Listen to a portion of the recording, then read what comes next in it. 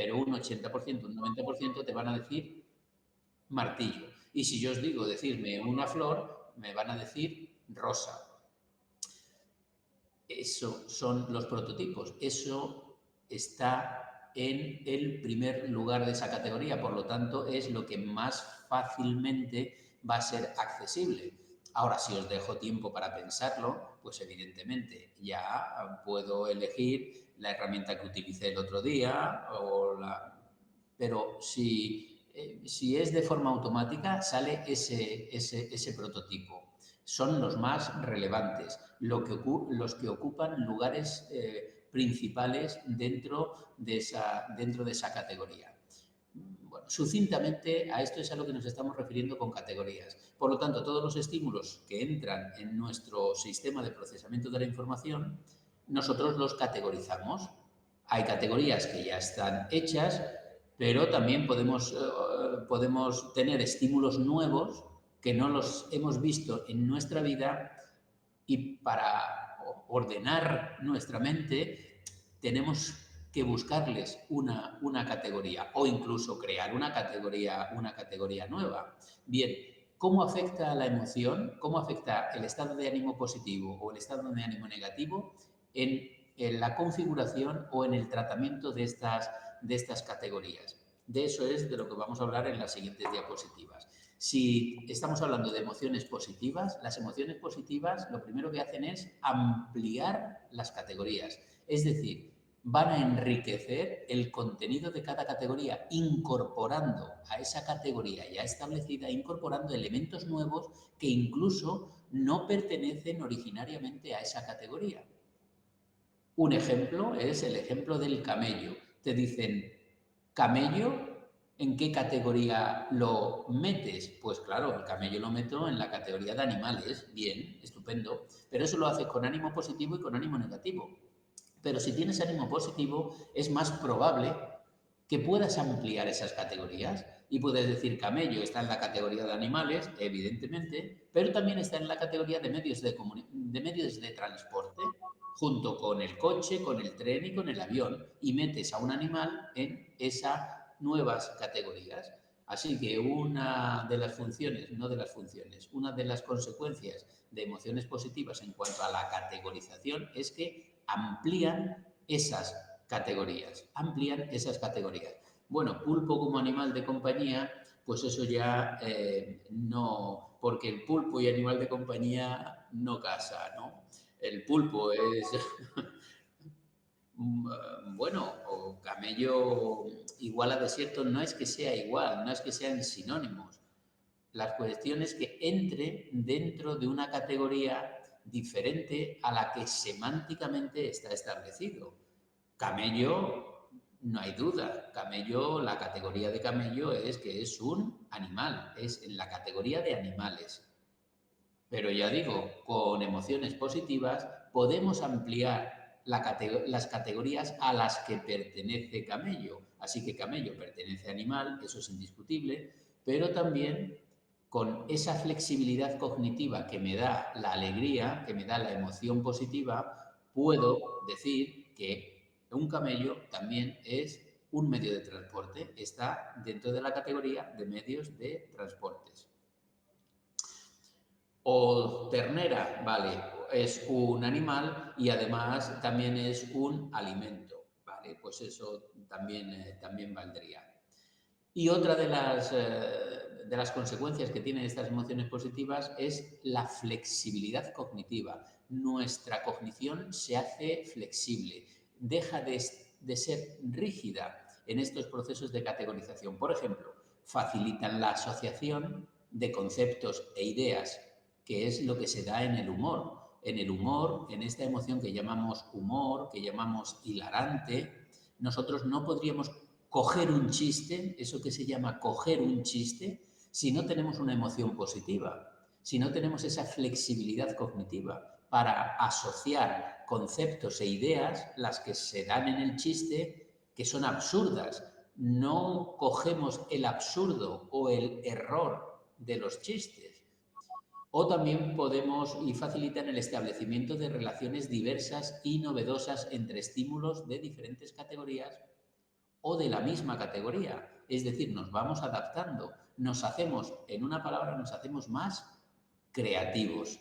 La creación tiene que ver con las emociones positivas. Somos más creativos cuando estamos gozando de una emoción positiva. Si habéis tenido la ocasión de visitar el museo que hay en el Hospital Psiquiátrico de Cienpozuelos, en el Hospital Psiquiátrico de San Juan de Dios, veréis que en ese museo hay verdaderas obras de arte que están realizadas por pacientes psiquiátricos en la fase maníaca. La fase maníaca es cuando la emoción de alegría se va de las manos, se hace patológica. A eso lo llamamos manía, la fase maníaca del trastorno maníaco-depresivo. Bueno, pues en la fase maníaca, con esas emociones positivas desbordantes, hay verdaderas obras de arte, de pintura y de escultura de estos pacientes. Pero cuando digo obras de arte, digo verdaderas obras de arte, a la altura de Van Gogh y de pintores de esta categoría. Y eso se hace en la fase maníaca, en la fase de exacerbación de la emoción de alegría. Ya sabemos que las categorías las podemos formar, como las formamos habitualmente, es con diferentes estímulos que tienen semejanzas perceptuales o semejanzas estructurales o semejanzas funcionales, que sirven para lo mismo, que tienen la misma estructura o que se perciben de la misma forma. Pero también podemos establecer categorías con un criterio absolutamente diferente, con un criterio basado en la afectividad, basado en la emoción.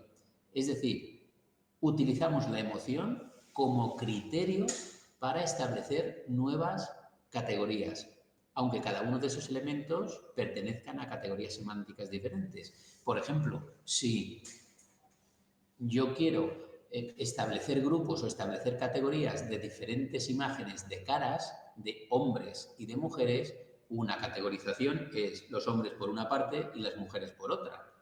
Pero si añado caras de hombres y mujeres con expresiones de alegría o con expresiones de tristeza, hay otra categorización que se puede hacer, que es categorizo hombres y mujeres alegres y hombres y mujeres tristes.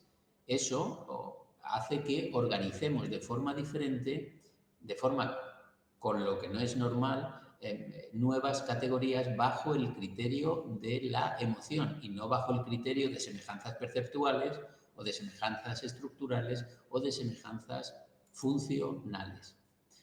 Eso es en cuanto a la categorización, pero otra parte del pensamiento es el usarlo para resolver problemas, ¿Qué ocurre cuando tenemos un estado de ánimo positivo? Pues, como hemos dicho anteriormente, que las soluciones son creativas, son soluciones innovadoras, son nuevas. Hemos creado una nueva solución con las herramientas que nos dan. La organización cognitiva se hace flexible, no está rígida como está con un estado de ánimo neutro o con un estado de ánimo negativa. Se hace flexible, se complejiza, de tal manera que si inducimos un estado de ánimo positivo, y así se hacen los experimentos, el sujeto no tiene un estado de ánimo positivo de forma natural cuando está en un experimento, se lo tenemos que inducir. Y se puede inducir estado de ánimo de diferentes formas. Pues cuando inducimos ese estado de ánimo positivo, hay menor fijeza funcional que con el estado de ánimo neutro. Encontramos soluciones distintas a las habituales. Y en el libro tenéis un ejemplo paradigmático, y es el ejemplo de la vela. ¿Qué hago con una caja de cerillas, con una chincheta y con una vela? ¿No? Creo que es así el experimento. O como yo os he dicho en tantas ocasiones, si os vais a presentar a un examen, que es una tarea compleja, no es lo mismo acudir con un estado de ánimo positivo que con un estado de ánimo negativo. No es lo mismo. Hay diferencias y esas diferencias son significativas. Incluso he llegado a más, he llegado a decir, y si no vais con un estado de ánimo positivo, por lo menos vamos a probar la hipótesis del feedback facial, el feedback facial. Por lo menos forzar una cara de alegría. Y por último, otra versión, otra vertiente del pensamiento es tomar decisiones. Resolver problemas, tomar decisiones, es como el top de nuestras funciones ejecutivas. Todos nuestros procesos psicológicos, los procesos psicológicos cognitivos, están al servicio de, al final de todo, tomar una decisión, resolver un problema, tomar una decisión. Pues la última diapositiva, o la penúltima diapositiva, la vamos a dedicar a cómo influye la emoción en la toma de decisiones. Y aquí no tengo más remedio que echar mano de nuevo del marcador somático de Antonio Damasio para dar solución a la pregunta de ¿decidimos en base a la razón, en base a lo cognitivo, o decidimos en base al corazón? Y pongo entre comillas corazón porque el corazón en esto ni pincha ni corta, el corazón solamente bombea sangre y punto. Pero generalmente emoción y corazón, de forma vulgar, se igualan y por eso pongo corazón, pero lo pongo entre comillas. Aquí el corazón no tiene nada que ver. Bueno, pues para dar respuesta a esta pregunta, si decidimos en base a la razón, a la cognición o a la emoción, tenemos que echar mano del hedonismo, de la motivación hedónica. Cuando estuvimos hablando de motivación, estuvimos hablando de un determinante interno sumamente importante, que es el hedonismo, un determinante interno de la conducta motivada. Hay un quórum, casi completo entre todos los investigadores, entre todos los científicos, de que el hedonismo es el principal determinante interno para poner en marcha conductas motivadas. Y eso se explica tanto en conductas normales como en conductas que no son normales. Por ejemplo, en los delincuentes que son reincidentes una y otra y otra y otra y otra vez. Sacrifican lo negativo de su conducta a largo plazo por el beneficio hedónico instantáneo. Quiero disfrutar, aunque la conducta para disfrutar a la larga me vaya a traer perjuicios, ¿no? Pero quiero disfrutar el momento. Esos son lo que explicaría el llevar a cabo conductas de riesgo, pero que tienen placer inmediato. O los delincuentes recalcitrantes también tienen su explicación en este hecho del marcador somático. Es como si en estos delincuentes el marcador somático de Antonio Damasio no funcionara. Con esto quiero decir que para tomar una decisión, el proceso de toma de decisiones está evidentemente determinado por factores cognitivos, seguro. A la pregunta de ¿decidimos en base a la razón o a la emoción? Bueno, pues decidimos en base a la razón, efectivamente, pero podemos mejorar esa decisión en base a la emoción. Por lo tanto, tenemos que conjugar factores cognitivos con factores emocionales. Uno de esos factores emocionales que van a optimizar el proceso de toma de decisiones es precisamente ese marcaje somático que ha dejado en nosotros experiencias pasadas, de tal manera que cuando tomamos la decisión en base a la razón, previamente y de forma más rápida la información afectiva se ha adelantado y hace que nuestra decisión sea mejorada por esa información afectiva, por ese marcador somático de Antonio Damasio. Esas dos líneas, la línea de pensamiento y la línea de sentimiento, que decía Pápez en sus inicios. ¿De acuerdo? Así que en la toma de decisiones lo que hace la emoción es mejorar esa toma de decisiones. Todo esto es con respecto al estado de ánimo positivo. ¿Y qué pasa con esta figurita tan mona que aparece aquí, sacada de la película del revés? Que ya os he dicho que es una película que hay que ver porque explica todo lo que yo estoy explicando, pero de manera más bonita y no hay que aguantar la plasta que yo os he hecho viendo esta película. En esta película, evidentemente, la tristeza es la que va a solucionar el tema problemático de esa película.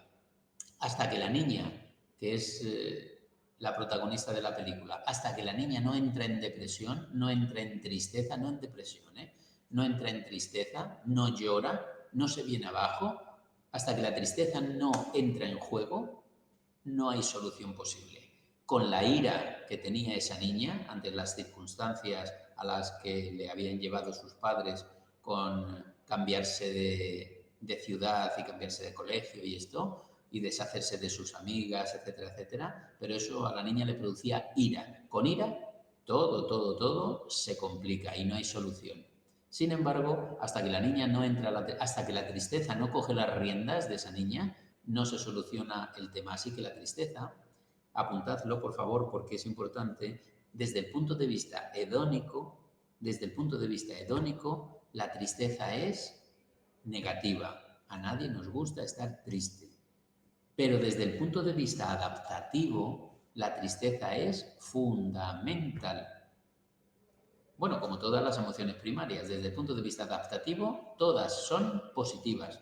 Y desde el punto de vista hedónico, hay emociones positivas y emociones negativas. A nadie nos gusta tener asco, a nadie nos gusta tener miedo, a nadie nos gusta tener ira, a nadie nos gusta estar tristes, hedónicamente negativas, pero todas positivas desde el punto de vista adaptativo. Espero que esto lo grabéis bien porque sería una preguntita de examen.